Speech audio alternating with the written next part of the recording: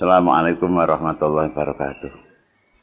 Bismillah, alhamdulillah, wassalatu wassalamu ala rasulillah wa ala alihi wa sahbihi wa mawala amma ba'du. Profil yang dibentuk ini adalah untuk mensosialisikan Pondok Lirboyo sehingga akan lebih dipahami dan dikenal oleh masyarakat dan simpatisan Pondok Pesantren Lirboyo. Yang tujuan utamanya adalah ikut serta masyarakat mendukung dan mendoakan supaya Pondok Pesantren Lirboyo tetap menjalankan fungsi dan tugasnya sesuai dengan apa yang diharapkan oleh para sesepuh-sesepuh Pondok Lirboyo. Terima kasih. Assalamualaikum warahmatullahi wabarakatuh.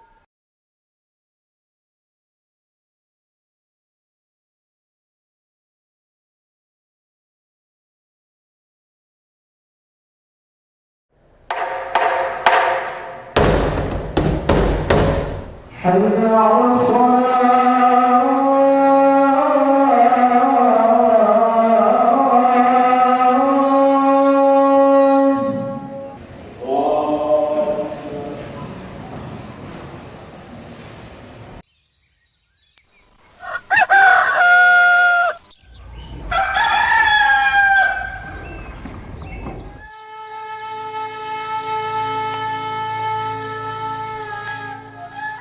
Selamat datang di Pondok Pesantren Lirboyo Kediri.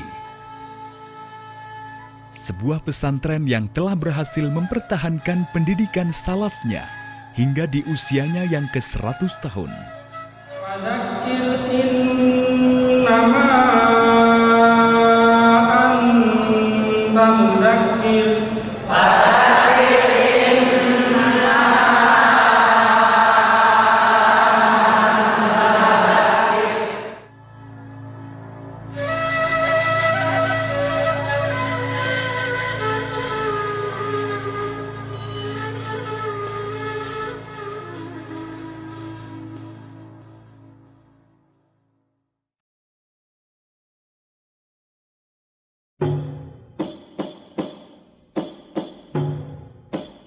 Pondok Pesantren Lirboyo didirikan oleh Kiai muda bernama Kiai Manap pada tahun 1910 Miladiah.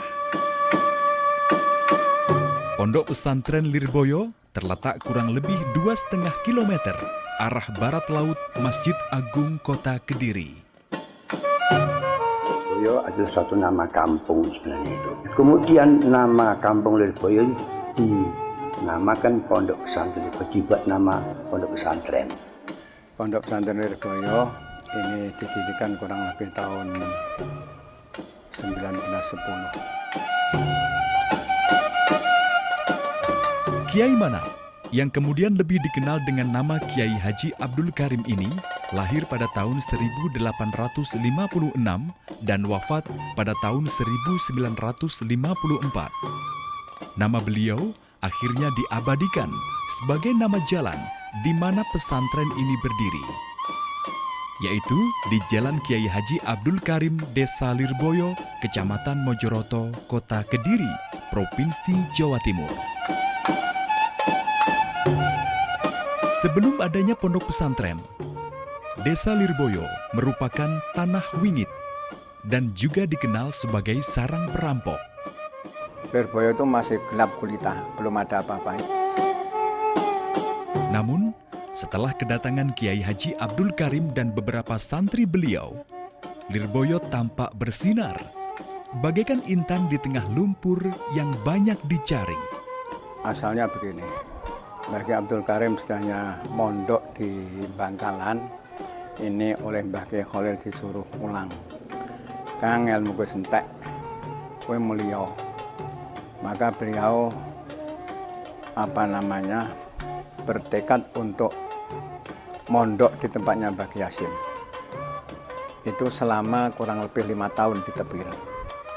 Setelah di Tebireng, yang namanya Mbah Kiai Soleh Banjarmati, setelah beliau berziarah ke Madura, beliau bincang-bincang kalau Kiai Soleh itu punya putri yang sudah masanya berumah tangga oleh Mbah Kiai Khalil.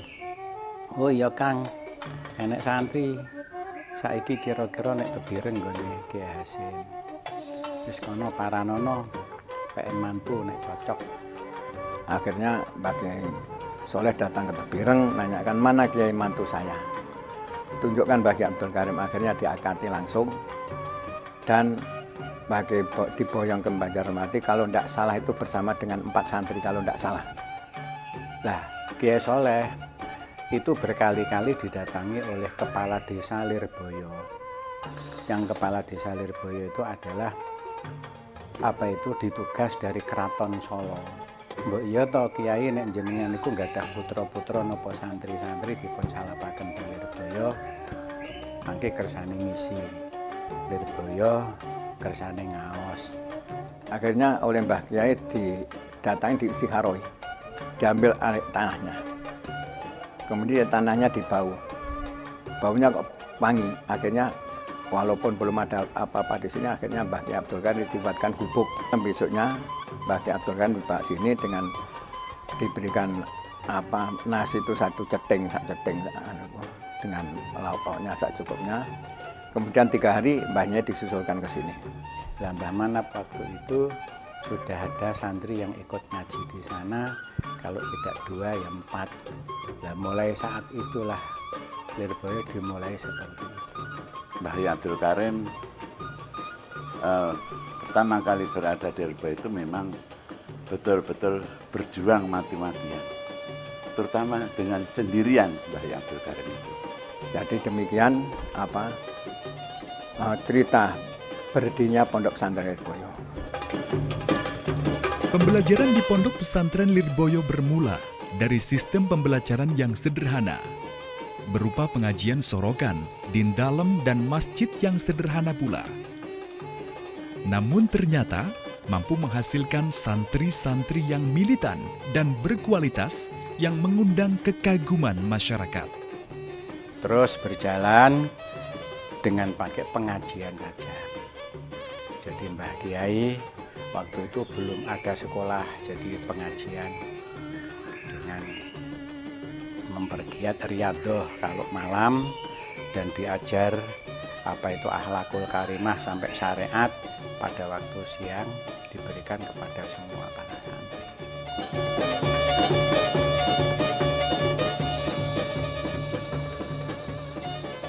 Dari sistem ini kemudian berkembang ke sistem klasikal, mengingat jumlah santri yang banyak dan berkemampuan berbeda. Setelah santri banyak, sebagian daripada santri itu berpikir kalau santri yang sekian banyaknya itu semua hanya mengandalkan ngaji kepada Mbah Kiai, padahal banyak santri yang masih kecil yang belum bisa membaca, kalau ikut ngaji Mbah Kiai nggak nutut. Maka kita harus mengadakan pengajian secara sekolah. Madrasah itu sudah akhir tahun 31. Sebelum tahun 31 itu didirikan 2 kali tapi tidak bisa berjalan. Pas abahnya Gus Maksum, Mbah Kiai Jauhari, itu sudah berada di Lirboyo. Beliau ikut memegang tampuk pemerintahan pondok pesantren. Nah, beliau coba didirikan lagi sekolah itu. Akhirnya didirikan lagi sekolah, berjalan beberapa bulan, kebetulan pas ada santri dari Lirboyo yang dari Tebireng, yang beliau pindah ke Lirboyo ngaji di sana, yang bernama Kiai Fakih. Akhirnya pada tahun 31 ini saya datang sini kepada Mbah Kiai Fakih. Mbah Kiai Fakih tamat dari Tebireng. Sampai di sini Mbah Kiai Fakih beneran Kang, iki bocah-bocah gurung iso nulis. Bocah sing gurung iso nulis ora ono nulis, ora disuruh bangun madrasah ndak. Ya mulai itulah. Sehingga setelah Mbah Kiai Abdul Karim melihat bahwasanya madrasah itu manfaatnya besar, beliau menulis dengan tulisan tangan sendiri. Beliau mengatakan santri sing durung bisa maca, durung bisa nulis, wajib melu sekolah. Kemudian pada kalau tidak salah itu 42 apa 43 zaman Jepang itu. Nah, Mbah Zamroh itu pulang dari Termas ke Lirboyo. Hasil yang dibawa dari Termas yaitu masalah musyawarah dan masalah kaidah sorfiyah. Jadi yang membawa musyawarah sampai sekarang ada musyawarah itu Mbah Zamroh hasil daripada Termas. Terus alhamdulillah sekolah berjalan seperti sekarang. Dalam mengelola pondok pesantren Lirboyo, Kiai Haji Abdul Karim dibantu oleh dua menantu beliau, yakni Kiai Haji Marzuki Dahlan yang lahir pada tahun 1906 dan wafat pada tahun 1975, dan Kiai Haji Mahrus Ali yang lahir pada tahun 1907 dan wafat pada tahun 1985. Setelah itu, Pondok Pesantren Lirboyo menjadi lebih agung dan anggun dengan bangunan masjid berpintu 9.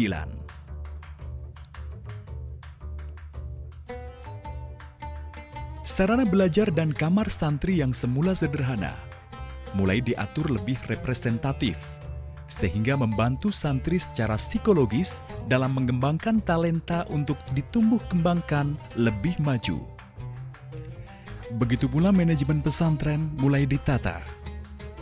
Sistem pendidikan dan pembelajaran yang tertib dan manajemen terarah itu mampu mengundang santri dari berbagai penjuru desa dan kota di Indonesia. Bahkan di negeri jiran pun Lirboyo telah dikenal. Pondok Pesantren Lirboyo, santrinya di induk dan unit-unit yang ada, putra maupun putri, tidak kurang daripada 10.000 siswa dan santri.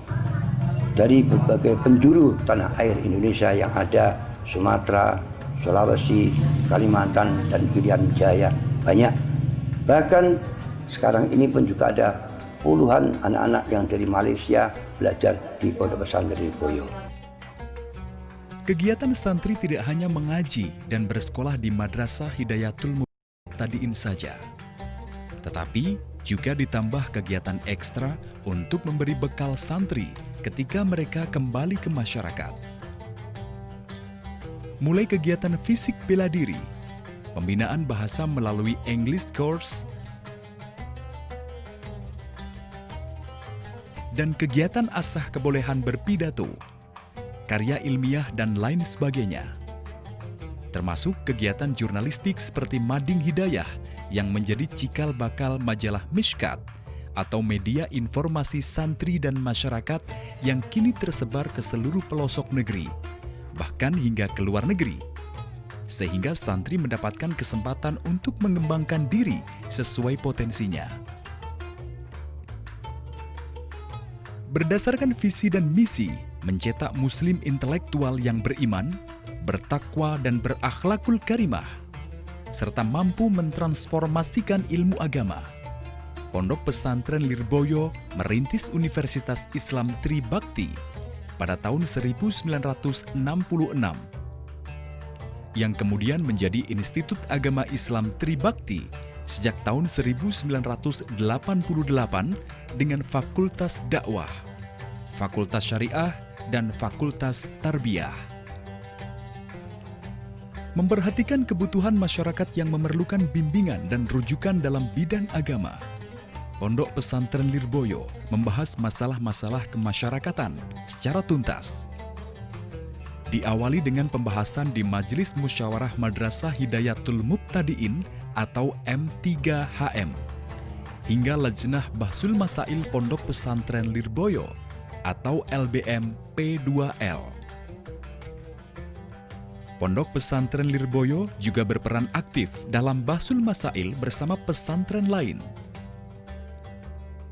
Hasil Bahsul Masail itu kemudian disampaikan melalui lembaga dakwah Ittihadul Muballighin secara langsung ke masyarakat maupun melalui media massa, di antaranya bekerja sama dengan portal berita, televisi, dan radio. Kita masuk ke fatwa haram mengenai pelurusan atau rebonding rambut nih Pak. Rebonding. Ya, sebenarnya apa sih yang mendasari hal ini menjadi haram begitu Pak? Jadi yang mendasari haram karena menyerupai dengan orang-orang fasik yang itu bukan budaya orang Islam, bukan budaya kita, yang kita perlu untuk membuat pagar dari golongan kita untuk tidak menyamai kepada budaya-budaya yang dilakukan oleh mereka. Ya, wah itu sudah lama sebetulnya, sudah lama, cuma zaman Mbah Abdul Karim sudah ada, zaman Mbah Manos sudah ada, Mbah Manos sudah ada. Cuma pada waktu itu tidak dirintis yang begitu bermanfaat. Akhir-akhir ini saja, karena masanya sudah seperti itu ya, dikoordinir dan dirintis dengan cara yang baik. Jadi sekarang disebut Safai Ramadan atau Ittihadul Mubalighin sekarang disebutkan. Ini dikirim oleh masyarakat. Sampai sekarang masih berlaku dan terus tiap tahunnya tidak kurang yang dikirimkan ke daerah yang diperlukan, tidak kurang dari 1.000 santri. Beberapa tahun kemudian, berdiri Pondok Unit yang turut membantu mensukseskan program pembelajaran di Pondok Induk. Diawali berdirinya Pondok Pesantren Haji Mahrus atau HM pada tahun 1952.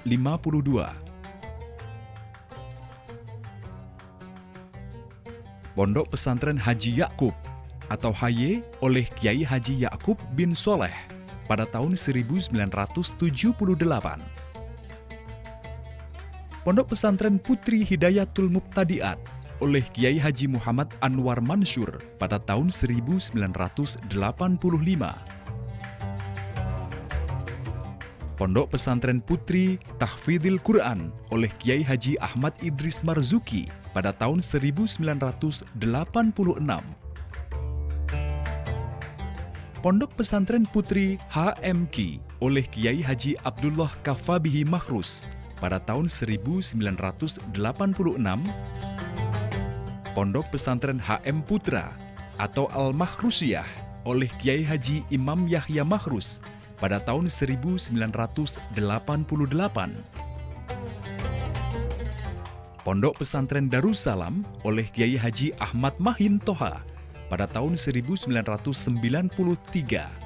Pondok Pesantren Salafi Terpadu Ar-Risalah oleh Kiai Haji Muhammad Ma'ruf Zainuddin dan Nyai Hajah Aina Ainaul Mardiah pada tahun 1995. Pondok Pesantren HM Antara atau Anak Tahap Remaja Kiai Haji Muhammad Anwar Mansur pada tahun 1996.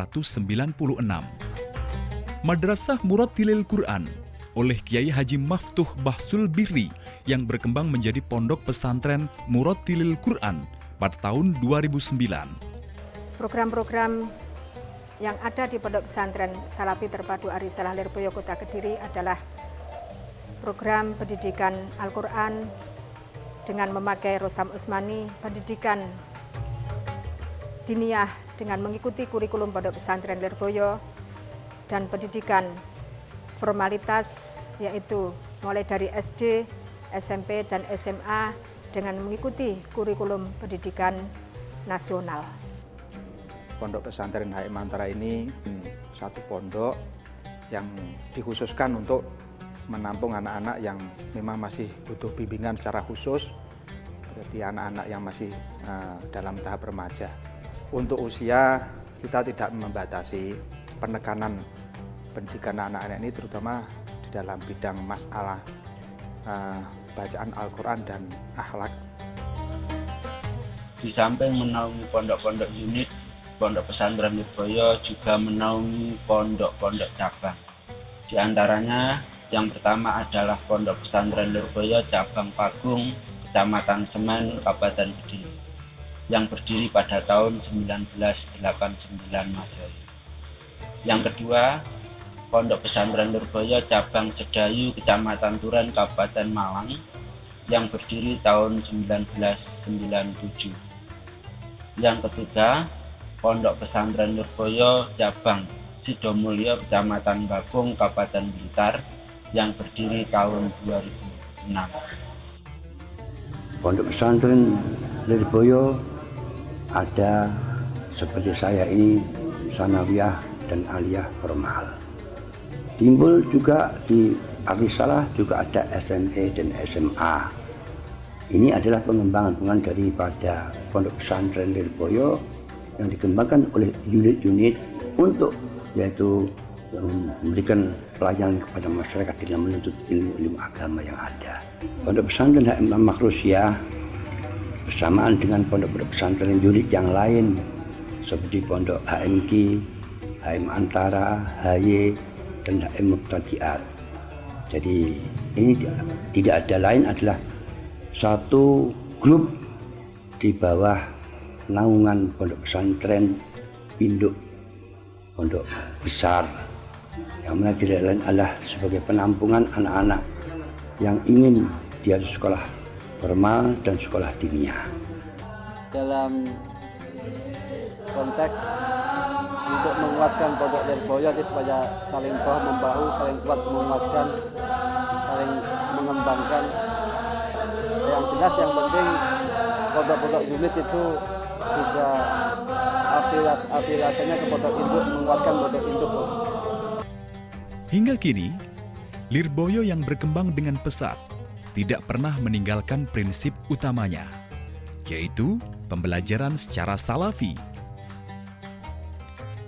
Jika pesantren lain telah mencoba menyamakan diri dengan pendidikan formal di bawah naungan suatu departemen atau kementerian pemerintah, maka Lirboyo tetap berpegang teguh dengan kurikulum salafnya yang justru semakin diminati oleh masyarakat luas.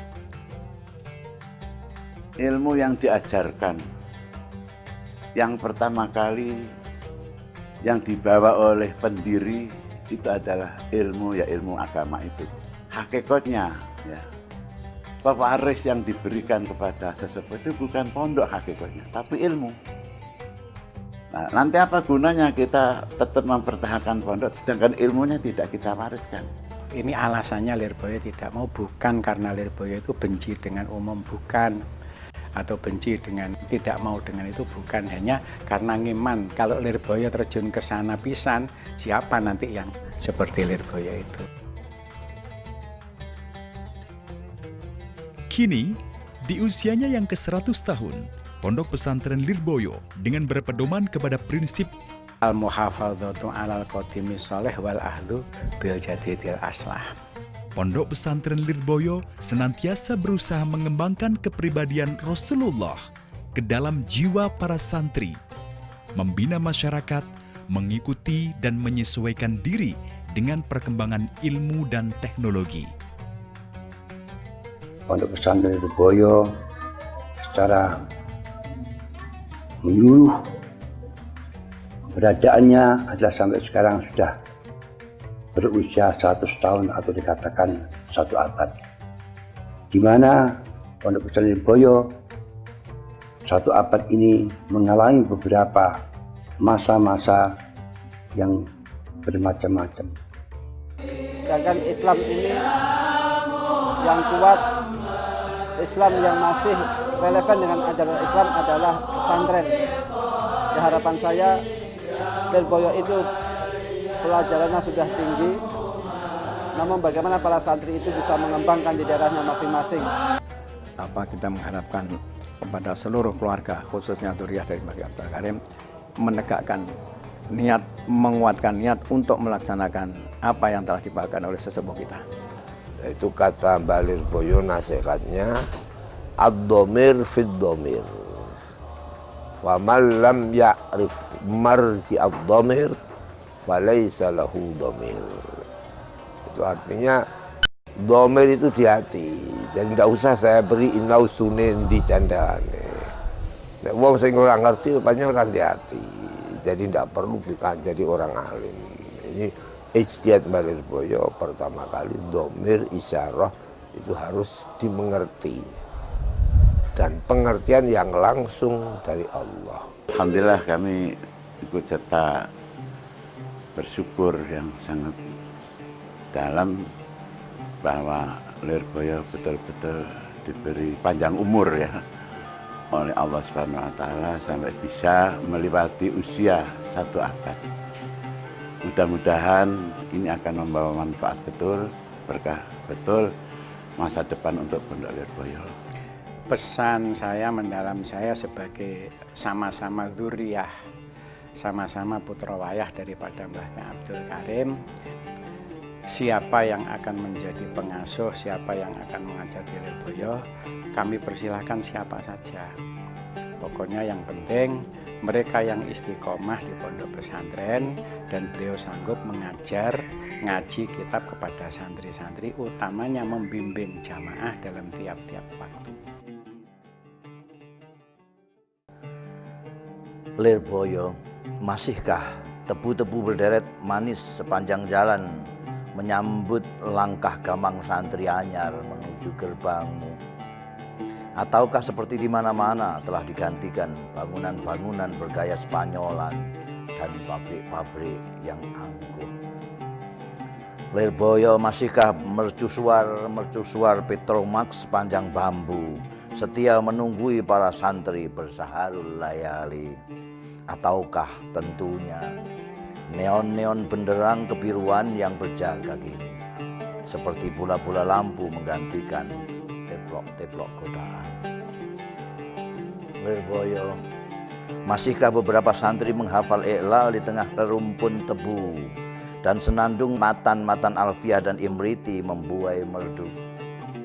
Ataukah seperti di mana-mana telah digantikan lagu-lagu Melayu lewat transistor bawaan teknologi canggih masa kini? Lirboyo, masihkah perdebatan pendalaman dalam halqah-halqah musyawarah menghidupkan malam-malammu penuh semangat dan gairah? Ataukah seperti di mana-mana diskusi-diskusi syarat istilah tanpa kelanjutan dinilai lebih bergengsi dan bergaya? Lirboyo, masihkah santri-santri bersama melakukan salat setiap waktu membulu derajat-derajat ganjaran yang berlipat 27? Ataukah seperti di mana-mana semua orang seperti tak punya waktu memburu saat-saat kesendirian untuk diri sendiri? Lirboyo, masihkah penghuni-penghunimu percaya pada percikan sawab berkah Mbah Manap, Mbah Marzuki dan Mbah Maharus rahimahumullah? Ataukah seperti di mana-mana itu tidak mempunyai arti apa-apa kecuali bagi dikenang sesekali dalam upacara haul yang gegap gempita? Lirboyo, masihkah senggotmu terasa berat bagi penimba, ataukah justru lebih berat lagi? Lirboyo, kaifal hal, bagaimana kabar Gus War, Gus Idris, Gus Imam, Gus Maksum? Lirboyo, di mana-mana kini tersebar Mbah Manap, Mbah Manap. Di mana-mana kini tersebar Mbah Marzuki, Mbah Marzuki. Di mana-mana kini tersebar Mbah Mahrus, Mbah Mahrus. Merekalah yang meski dalam ukuran yang lebih kecil, ketika di sini mampu mengalahkan senggotnya. Lirboyo, bagaimana di sini? Lirboyo,